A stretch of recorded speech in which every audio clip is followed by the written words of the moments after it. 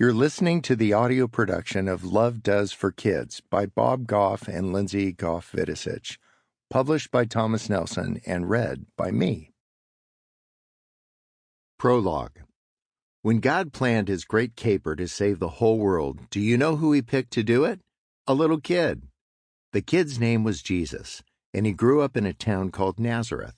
I bet Jesus went to school, helped his parents with chores, and played outside, just like you. Do you know what is amazing about Jesus, though? He wasn't just an ordinary kid. He was God with us, here on earth. Before Jesus was born, I imagine that God saw lots of sad things in the world. I bet he saw that the people he created and loved had forgotten who they really were, and he probably thought of lots of ways to make things right again. God could have picked someone well-known or popular or powerful to lead everyone back to him, but he didn't.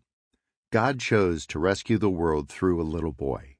The boy became a teacher when he grew up, and he traveled with his friends, healing people and telling them the exciting news that God had come to save them and to be with them. One day, Jesus' friends asked what the kingdom of heaven was like. Jesus, one of them, worked up the courage to ask, "In your kingdom, who will be the greatest?"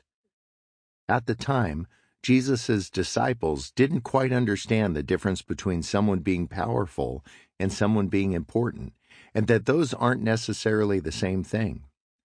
Jesus looked over and saw a little kid who was listening in on their conversation. He called the child over and placed his hand on the little one's head. I can picture Jesus smiling a little. His friends were always asking him questions like this, but Jesus never seemed to mind. "Friends," Jesus said, "I'm going to tell you the truth. Unless you change and become like little children, you'll never enter the kingdom of heaven. In my kingdom, the most humble people, the ones who are like this child, will be the greatest." Those words are still true today. Jesus' friends worried about which of them would be first in line and who was God's favorite. But Jesus came to teach his friends a whole new way of thinking, a way that seemed backwards and upside down. Jesus' kingdom is about the things that are really important. Things like faith, grace, love, and forgiveness. In Jesus' kingdom, the people with the most power are actually the ones with the most humility, and the leaders are those who serve others. Jesus' kingdom is for people with hearts like children, people who trust God to provide for them like a good dad would. Jesus came to let us know that we can bring all our imagination and whimsy to him, and he will give us pure hearts in return. This book is for kids, big and small. This book is about the new kingdom Jesus invites all of us to be a part of, a kingdom we can enter only if we're just like kids. In the kingdom of heaven, we're all becoming a little bit more like children and a little bit more like love, and learning a little bit more about what love does.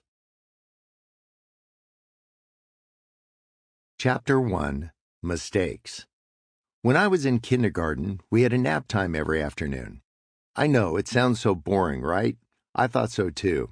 The only thing I liked about nap time was a special job I hoped to get. Every day, the teacher would pick someone to be the wake-up fairy. The wake-up fairy got to put on wings, tap people on their shoulders with a magic wand, and announce that it was time to wake up. I thought it was the coolest job in the world, and I couldn't wait for my turn. One day, my moment finally came. My teacher picked me to be the wake-up fairy. It's finally my chance. I'll be the best wake-up fairy the world has ever seen, I thought to myself. I put on my fairy wings, grabbed the wand, and headed around the room to do my job. But I was so excited, I forgot to walk carefully. As I ran through the classroom, tapping my friends on their shoulders, I stepped on somebody's nose. My teacher wasn't happy. In fact, I'd had so much trouble listening and following directions that she took away my wand and wings. To tell you the truth, I felt pretty awful.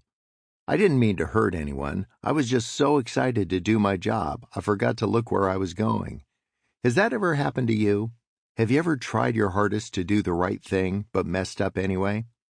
We've all messed up now and then, and it can feel pretty awful.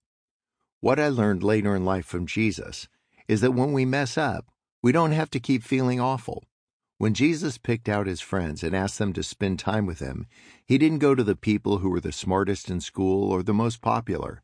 He didn't even look for people with fancy jobs or nice houses Sample complete.